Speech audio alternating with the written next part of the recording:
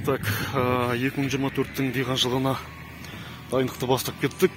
Мына ескі көң, сиырдың көңі. Мына жерге 5 КАМАЗ хоба көң төгілген. Енді осыны погрузчикпен мына жерге төсеп жатырық. Так, бұл жерге 3 жыл болды егіп атқаныма. Әр жылы 2 реттен өнім еген бұл жерге. Яғни 3 жылда 6 реттен өнім егілген мына жерге.